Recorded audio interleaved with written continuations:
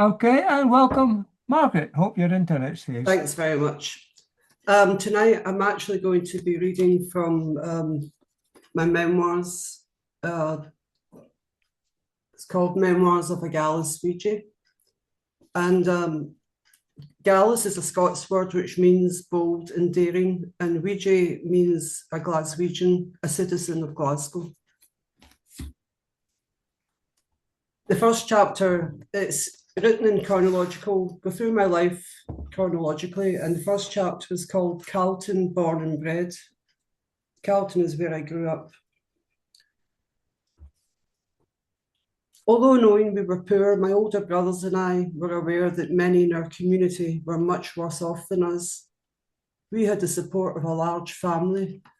Many of our friends and neighbours were not so fortunate. Across the back court, my classmate, Robert Stevenson, lived with his parents and 5 siblings in a room and kitchen with an outside toilet. The adults slept in the kitchen bed recess. The 6 Waynes slept in 2 double beds that took up all the floor space in the other room. Billy's friend, Richard McFarlane, lived with his granny in a room and kitchen. We never knew where his parents were. She raised her grandson on her meagre pension, and Richard got free school meals, as did we. At home, we knew that Richard sat at a kitchen table covered in newspaper and often had only bread and margarine, sprinkled with sugar for his evening meal. Our next-door neighbour, Mrs. Gallagher, lived with her adult son. The son, who had mental health problems, was sometimes hospitalised. At other times, he lived with her and we could hear him shouting a lot. One day, my mother asked me to deliver a hot meal to Mrs. Gallagher, a woman who was probably not yet 60 years, but she looked very gaunt and old. I was distressed to find her sitting in the cold on an orange crate with another crate as a table. I spoke to my mother about it. Apparently her son had smashed up all of her furniture and used it for firewood. Most of our community lived in such poverty. Only 1 or 2 classmates seemed more affluent. They were either the only child or one of 2 siblings, and in each case, both parents were out working. Most people came from much larger families with just 1 wage earner. The hardships in our community are what led me and my brother Billy into thinking about the politics of it all. It seemed that capitalism relied on keeping working people on the brink of survival, far too busy and exhausted as they tried to make ends meet, to rise up against this economic oppression. By the time we were in our early teens, we had embraced socialism. This chapter ends with a poem, One Who Knew Me. There was one who knew me when our childish feet splashed along Saltcote sands and kicked the can on Carlton streets. Then tumbling into the turbulent years of adolescence, we talked and talked in earnest tones. The world, the stars, the universe, the essence of humanity. Blazing a path through all the thorny questions, we turned our backs on God and church and lodge, too painfully aware of pious contradictions, the exploited, the dispossessed, the depths of man's depravity. Searching for our sense of self, who were we? 2 unassuming working-class kids, weaned on love and honesty, endowed with sense, convinced that reason and integrity must prevail. We vowed to set wrongs to right and thought that we might live to see a better world. He is long since gone, whilst I, devoid of all naivety, must journey on. I did mean to say at the beginning that the book is a mixture of stories about my life and my family, but it contains more than 50 poems and it also has about 50 photographs. So moving into my teens, by 1967, we had a mono record player. As we older siblings were now earning our own pocket money, we started bringing new music into the house. Stuart was a young mod and bought records by the Animals, the Small Faces, and the Rolling Stones. Billy introduced us to Woody Guthrie and Paul Robeson. I bought Debussy's piano concertos and Nina Simone's Chain Gang album. Billy and I were now young socialists and into folk music, and we were motivated by the American civil rights movement to become acquainted with Black artists. Billy and I started going to the Glasgow Folk Club, based in a top floor tenement flat near the city centre.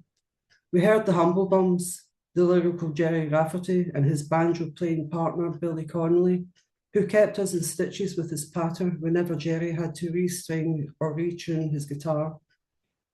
It'd been just a normal flat. My memory is that all of us were in one room, the performers in a space that would have been a bed recess, and with some seats around the walls and a lot of people sitting on the floor. We paid a small entrance fee and though some older folks had cans of beer, I cannot recall a bar. I was too young to be drinking then, so perhaps there was an unofficial bar in another room that I was unaware of. We saw Hamish Imlick there too. I don't know how long this venue continued to operate for. My sense now is that it was an impromptu, unlicensed venture. By 1970, I was travelling and was out of touch with the Glasgow scene. Not until the mid-80s did I return to folk music and the Star Folk Club in Carlton Place, where I saw Dick Gaughan and June Tabor and several Americana bands.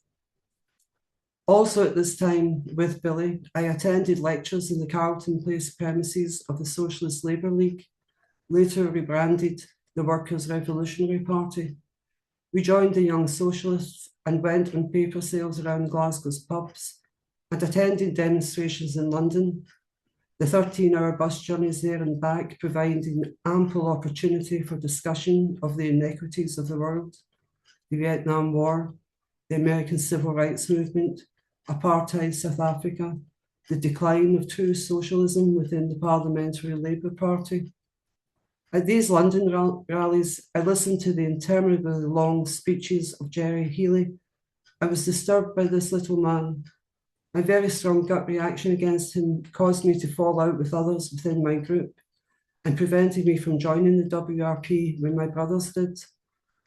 Only years later, in the mid-80s, did my comrades learn that Healy had used his position of power to coerce numerous young female party members into sexual relations with him, by which time both my older brothers were dead, and I was glad that they were not around to see the disintegration of the organisation to which they had both given so much of their lives.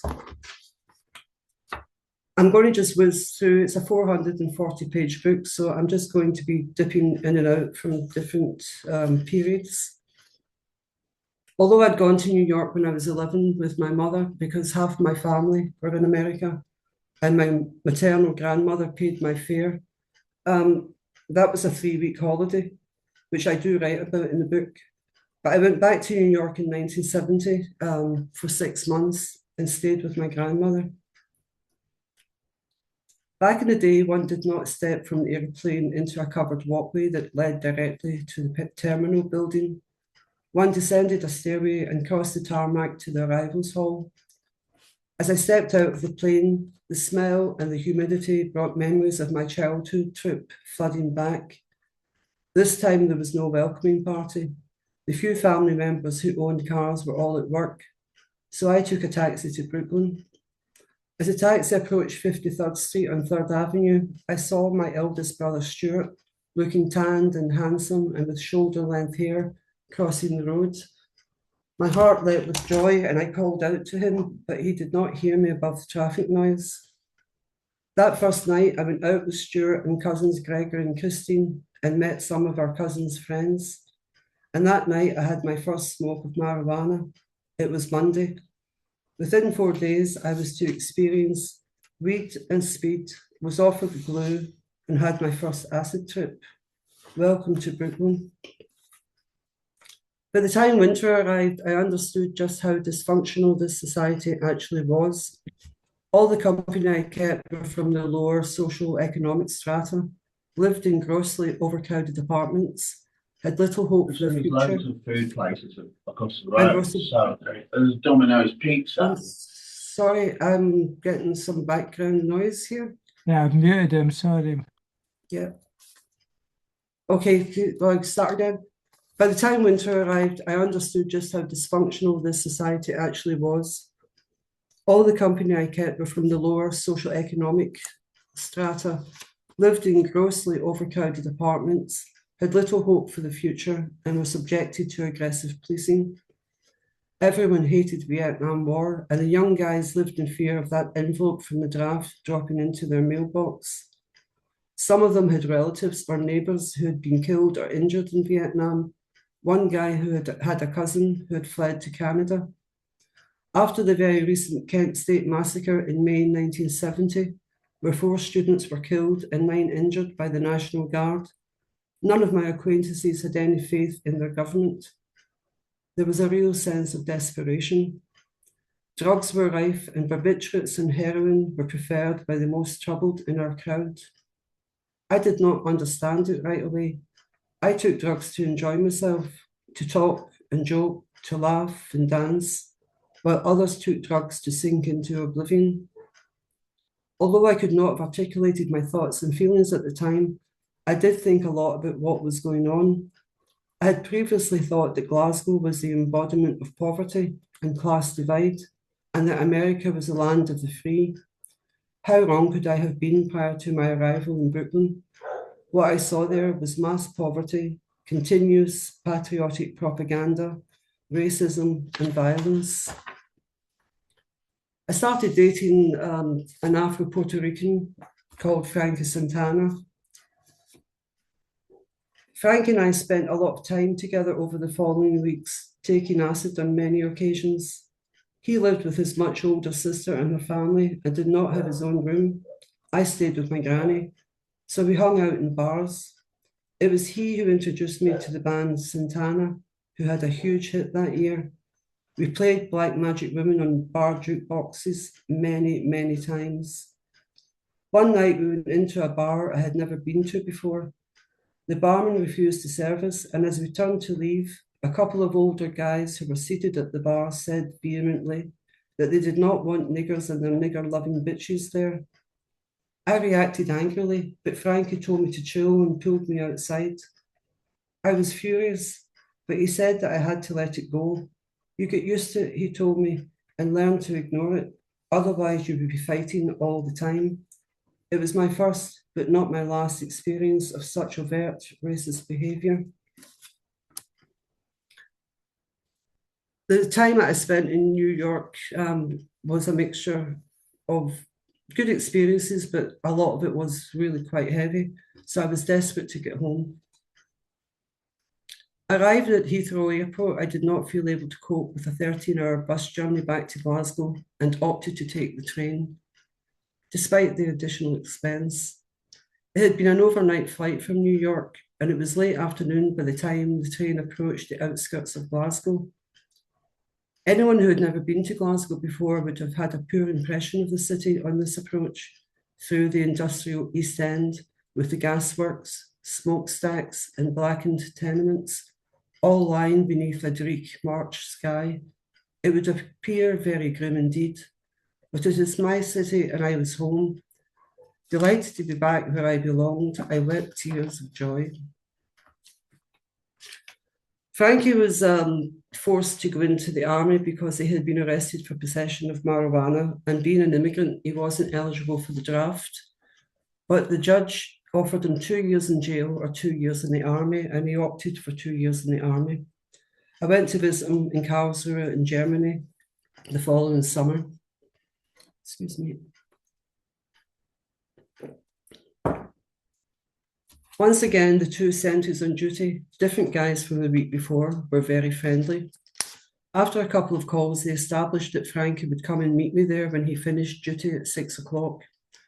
So I spent a couple of hours talking and getting stoned with these young men. At one point, a flashy open-top American car pulled up to the gate.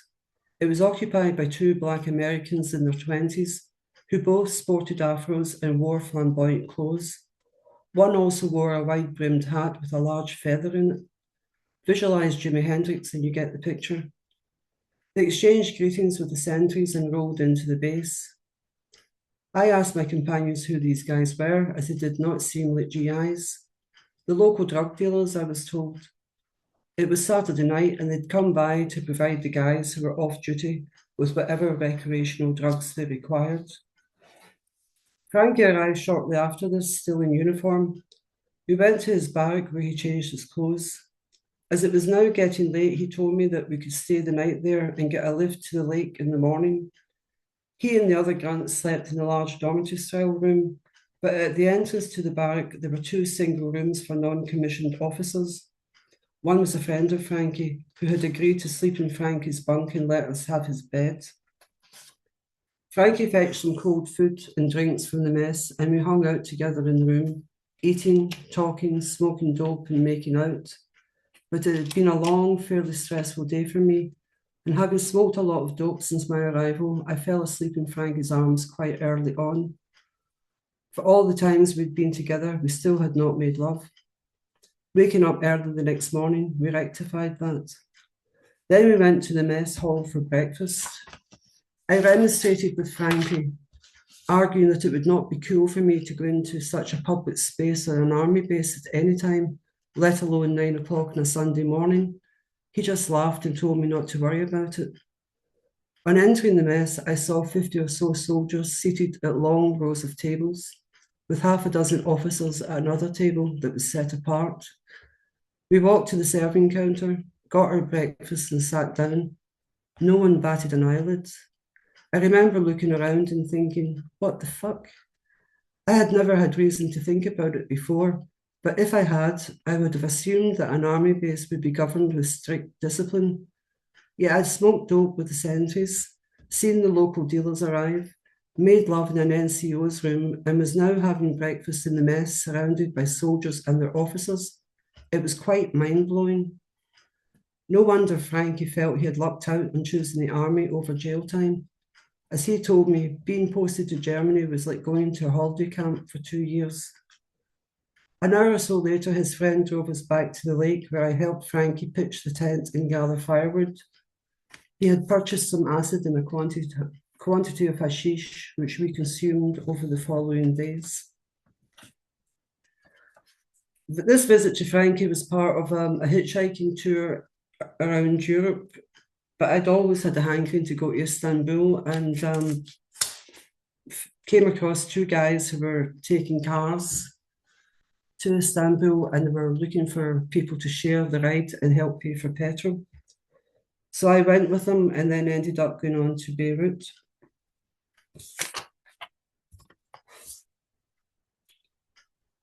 My money was already running low when I got to Istanbul.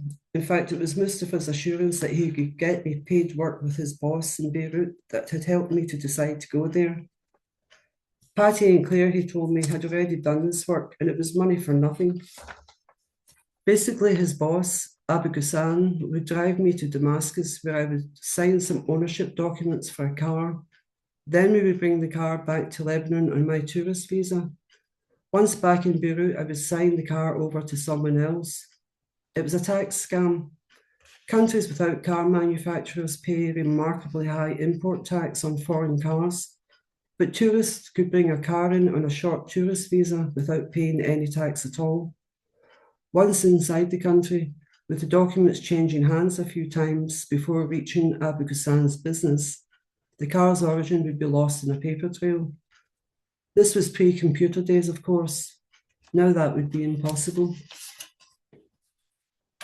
I spent about 6 or 7 weeks in Beirut, and I'll come back to that later with another short extract. But I returned to Scotland and took up with the man that would become my husband and the father of my son, Michael Murray. And after a very difficult financial time in London, we got embroiled with Scientology. Now, I've written several pages about Scientology, but they're too long to go into here. So I'll just give you the opening sentences. What can I say about Scientology? One fucked up cult that messes with people's heads and ruins lives. That sums it up. In 1978, my brother Billy suffered a massive cerebral hemorrhage and he died a week before his 27th birthday. A few weeks later, I wrote this poem. survivors. In the aftermath of the explosion, as the dust settled on the debris of a shattered life, we picked ourselves up, coming slowly to our battered senses, stumbling over past and present tenses. We sidestepped your name as we avoided each other's eyes, sifting through the ruins of what once had been, seeking solace in memories. We found anguish and broken dreams. We're refugees of happier times, the shell-shocked survivors of the night death blew your mind, for whom life will never be the same. And moving on, 6 years later, my eldest brother Stuart also suffered a massive cerebral hemorrhage. He was 34. 1984. 84 began honestly enough, though the early record-breaking blizzards were as nothing compared to later storms. In midsummer, while the sun shone and crops flourished, the forces of law and order, aided and abetted by a shameless media and government disinformation, battered the miners into soul-destroying submission, while the nation looked on with passive disregard for the future. In the autumn, Stuart died. At the year's end, scarcely a night went by when I did not cry myself to sleep. I'm going to just leap forward many years. My youngest brother, Charles, lived in New York for 11 years, and I used to go and visit him. I went and visited him many times, and I started attending the New York Poets Cafe. And then it was suggested to me that I come back and bring some friends over to do a poetry tour, which I organised and got funded by the Scottish Arts Council. So in 1998, we went to New York.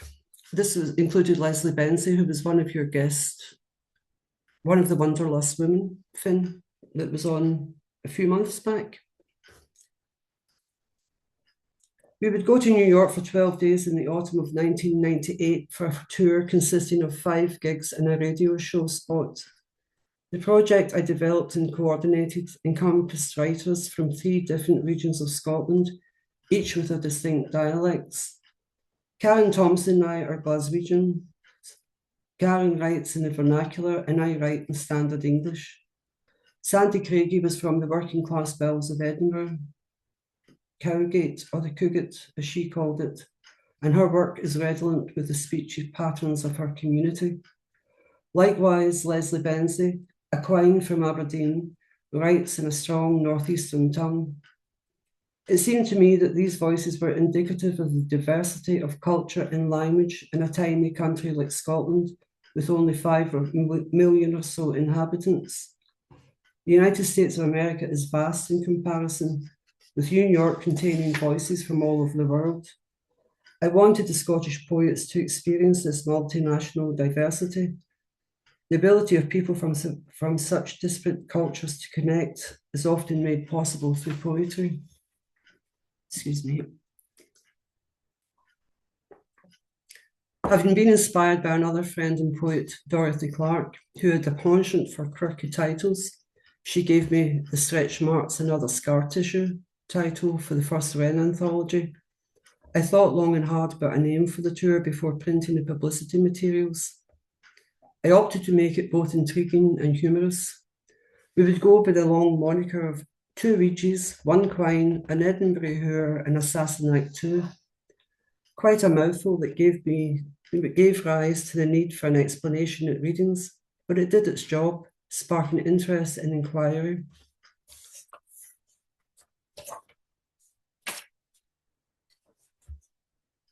In 2000, I moved into an artist community in the southwest of Scotland, Dumfries and Galloway, in the southwest of Scotland. And I was there for about 22 months. In September 2001, right, okay. we had an arts festival in 2001, and then the arts festival ended. September arrived. So September arrived, as did a small independent film crew which had hired a few rooms in the house as they were filming nearby.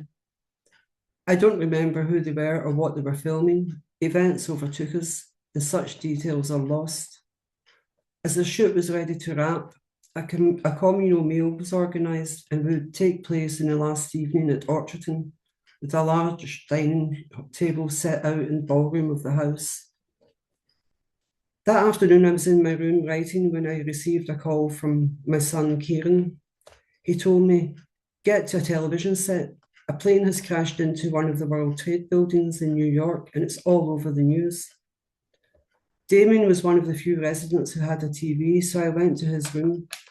There were already half a dozen people there, glued to the small portable set. I arrived just in time to see the second plane crash into the other building. It was now obvious that this was no accident. For several hours, we all sat enthralled by the horror that was happening before our eyes. News was also coming in on a strike at the Pentagon. At some point, I commented that perhaps now Americans would understand what it felt like to be terrorized, which raised a few eyebrows. But let's be honest, what the US and the collective West do to people around the world is nothing short of state-sponsored terrorism. Chickens coming home to roost, reaping what you sow. These were the thoughts going through my mind at the time. Of course, I was horrified at the situation that ordinary New Yorkers now found themselves in. Of course, I had empathy for those who lost their lives and for their families. But given the history of the US and the UK and their junior partners in Europe, this seemed to me to be payback, regardless of how brutal and indiscriminate it might be. When the first tower collapsed in a column of dust particles, it struck me as being very odd. There had been high-rise fires before, but I was unaware of any building that had simply disintegrated like this. And then the second building? What the hell was going on here? It did not add up. Within a few days of this momentous event, I wrote the following poem. Aftermath, September 2001. I am waiting, quietly observing, silently hoping to be surprised. To hear good tidings, I am waiting, to learn that reason will suffice. Ever aware, yet scarcely prepared for what may come with a new day's rise. In trepidation, I am waiting. I wanted to end with a couple of new poems from two of the 20 plus poems that I have written since October 2023. But I'll preface them with another extract from my Glasgow to Beirut chapter. I went out of the city one day with my friends in the car, and I noticed a shanty town as we were driving out. On the way back, we passed the shanty town again, and I asked Mustafa about it. I then learned for the first time about the Palestinian Nakba. This was a Palestinian refugee camp where displaced Palestinians had been forced to live since their expulsion from their homeland a mere 23 years earlier. Over the following hours, Mustafa explained the Palestinian situation to me in some detail, and I was shocked to my core. I had only recently passed exams in history, modern economic history, and modern studies, and I was a young socialist who was more politically aware than most of my peers. Yet I knew nothing about the very recent creation of Israel and how that had caused the ethnic cleansing of Palestinians. And even if I had had any inkling of the situation, I would not have known the extent of the British government's collusion in this gross injustice. It reinforced my belief that despite all its obvious benefits of literacy, numeracy, etc., there was something deeply flawed about the education system back home. Government propaganda takes many forms, including omissions in education and the lack of honest coverage of world affairs in our media. How many people at home knew anything about this? Very few, and those who did know said nothing or presented a pro-Israeli version of events. Indeed, 2 years earlier, I had learned somewhere about the Israeli kibbutz network and had considered volunteering to go and work in one for a few months as an inexpensive way of exploring the world beyond Scotland. This had been presented as a socialistic idyll, a cadre of international young people working hard to bring nothing but positive development to a deprived region, the so-called greening the desert propaganda. With my newfound knowledge, I was extremely glad that I had decided against such a move. Sorry, I need a drink. I'm getting very tongue twisted.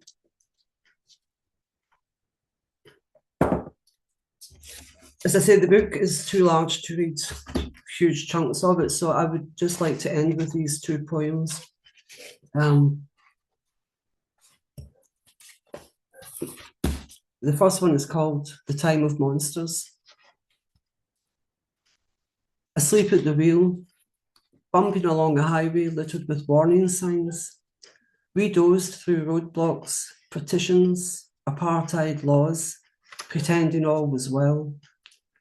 Despite screams in the night, we deluded ourselves. Democracy, justice, human rights, averted our ears and eyes from sanctioned torture, and all the hell let loose on them, the other, somehow lesser humans. Having sown seeds of despair, we now find ourselves in the eye of the storm, dazed, confused, bewildered by the catastrophe being perpetrated in our name, asking what became of our common decency. The old world is dying, and the new world struggles to be born. Now is the time of monsters. And I'll finish with this.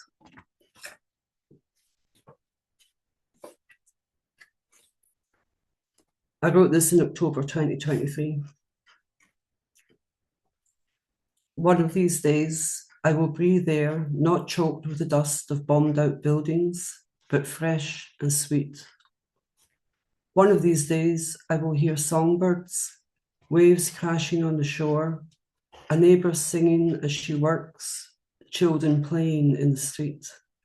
Not the roar of fighter jets, the screams of the injured, the wails of the bereaved.